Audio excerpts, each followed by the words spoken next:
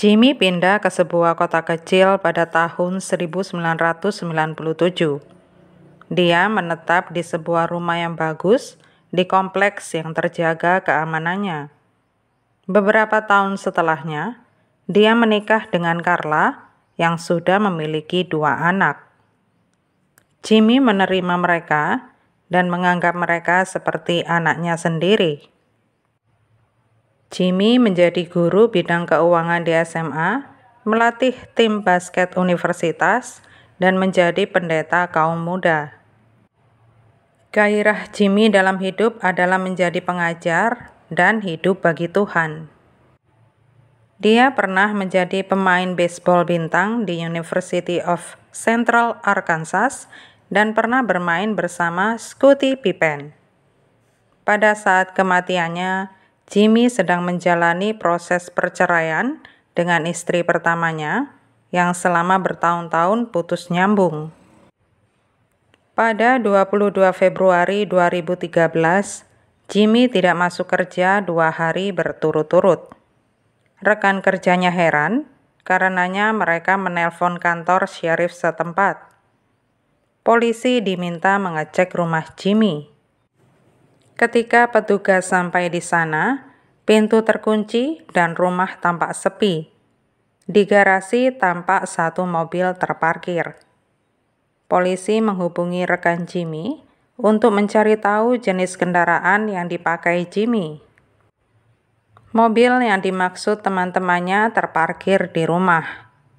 Polisi melihat ke dalam rumah melalui jendela dan tampak selongsong peluru di lantai. Mereka berusaha memasuki rumah Jimmy. Tampak Jimmy tergeletak tewas di lantai. Penyebab kematiannya adalah tembakan di belakang kepala dan dada. Beberapa selongsong peluru dari pistol kaliber 40 ditemukan di seluruh rumah. Tidak ada tanda masuk paksa. Dompet, kunci, dan tas kerja Jimmy ada di kursi. Polisi menemukan handuk yang digulung yang terletak di dekat pintu depan dan ada jejak kaki berlumpur. Jejak kaki berasal dari sepatu sport ukuran 10-11. Pastinya itu bukan ukuran sepatu Jimmy. Keluarga Jimmy mencari tahu informasi seputar kematiannya dari media karena beritanya memang sudah menyebar. Polisi berbicara dengan saudara perempuan Jimmy, Esther. Dia terkejut saat tahu tidak ada kondisi masuk paksa ke rumah Jimmy karena dia tahu kalau kakaknya sangat berhati-hati mempersilakan orang bertamu ke rumahnya. Dia menjelaskan yang memiliki akses ke rumah Jimmy adalah istrinya, anak tirinya, dan pacar barunya. Polisi mengetahui kalau Jimmy dibunuh pada hari Rabu atau 2 hari sebelum jenazahnya ditemukan. Seorang tetangga mengatakan kalau dia mendengar suara tembakan antara jam 8 sampai 10 malam pada hari itu. SMS Jimmy terakhir dikirim ke pacarnya pada jam 8.30 malam. Polisi pun segera menginterogasi pacar Jimmy. Dia mengatakan menjalin hubungan jarak jauh dengan Jimmy dan terakhir bertemu dengannya adalah sekitar 5 bulan yang lalu. Dia mengatakan tinggal di Nashville dan saat pembunuhan terjadi, dia sedang berada di rumah. Polisi segera menemui istri Jimmy yang bernama Carla. Dia tinggal dengan anak-anaknya yang kini sudah besar berusia 25 dan 19 tahun. Mereka mendapat info dari Carla kalau Carla dan Jimmy memutuskan untuk bercerai karena Jimmy yang terlalu kaku dalam mengatur rumah tangga dan Carla tidak sependapat dengan gaya pengasuhan Jimmy. Polisi bertanya apakah Carla diuntungkan kalau Jimmy mati. Carla menjawab dengan jujur dan mengatakan bahwa rumah itu ada dalam kuasanya sekarang dan dia menjadi penerima polis asuransi jiwa Jimmy senilai 6 miliar. Semuanya ini akan dimilikinya sampai perceraiannya final. Ketika polisi bertanya di mana dia berada saat pembunuhan terjadi, dia mengatakan bahwa pulang kerja sekitar jam 5 sore, lalu berbincang dengan putranya Dwayne, lalu ke kamarnya dan tidur lebih awal. Carla mengizinkan ponselnya diperiksa polisi. Berikutnya, polisi menanyai Dwayne. Dia mengatakan dia berada di rumah dan berbincang dengan ibunya, persis yang dikatakan ibunya. Dia menyangkal kepemilikan atas kunci rumah Jimmy dan mengatakan bahwa hubungannya dengan Jimmy baik-baik saja. Putri tiri Jimmy dikesampingkan. Dia berada di rumah bersama anaknya sepanjang malam. Tanpa bukti yang memberatkan ketiganya, polisi pun membiarkan mereka pergi. Beberapa hari berlalu dan semua petunjuk menemui jalan buntu. Polisi kembali lagi ke istri Jimmy. Mereka bisa mendapatkan catatan teleponnya secara lengkap. Polisi mengetahui kalau ada beberapa pesan yang dihapus dari seorang wanita bernama Shanna dan seorang pengedar narkoba bernama Robert. Ketika menanyai istri Jimmy, dia mengungkapkan bahwa Shanna adalah pacar Dwayne, sedangkan Robert adalah sahabatnya. Shanna mengatakan kalau dia berbagi telepon dengan Dwayne dan dia mengatakan keluar dari rumah pada malam pembunuhan itu.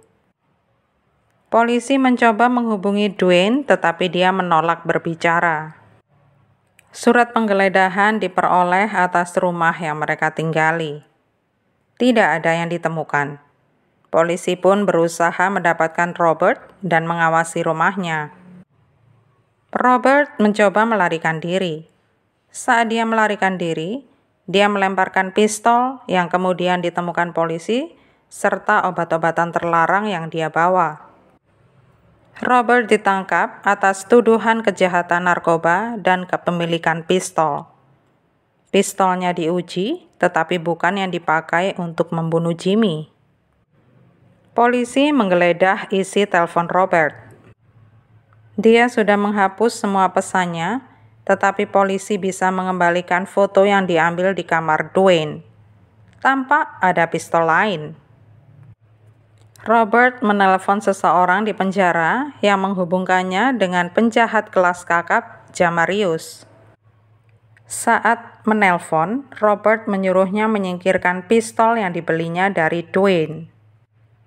Polisi segera menggeledah rumah Jamarius dengan membawa surat perintah. Di sana, di dalam sebuah kotak sepatu, ada pistol dengan peluru kaliber 40 yang sama persis dengan yang dipakai membunuh Jimmy. Masih ada satu pertanyaan tersisa, sepatu siapa yang meninggalkan jejak berlumpur? Menurut pacar Dwayne, dia memiliki sepatu basket favoritnya, tetapi sepatu itu tidak ditemukan. Dan yang pasti, ukuran yang dipakainya adalah 10,5. Dari sinilah polisi mendapatkan apa yang mereka cari selama ini. Pada 26 Maret 2013, Dwayne ditangkap dan didakwa atas pembunuhan Jimmy. Dwayne diadili pada Juni 2014. Penuntut meyakini bahwa Dwayne membunuh Jimmy untuk mendapatkan uang asuransi jiwa yang akan jatuh ke tangan ibunya. Pada saat kejadian, Dwayne sudah menunggu Jimmy pulang yang biasanya pada pukul 8.30 malam. Pada 20 Februari, Dwayne memasuki rumah dengan kunci duplikat yang dimilikinya. Saat tampak Jimmy masuk, dia langsung menembak Jimmy beberapa kali. Pada 17 Juni 2004, Dwayne dinyatakan bersalah. Dia dijatuhi hukuman 22 tahun penjara. Dia juga didakwa dengan perampokan sebelum penangkapannya atas pembunuhan Jimmy. Dia kena tuduhan mencuri senapan Bassmaster AR-15. Dia pun difoto beserta senapan tersebut. Tidak ada terdakwa lain dalam kasus pembunuhan Jimmy. Dwayne adalah satu-satunya pelakunya.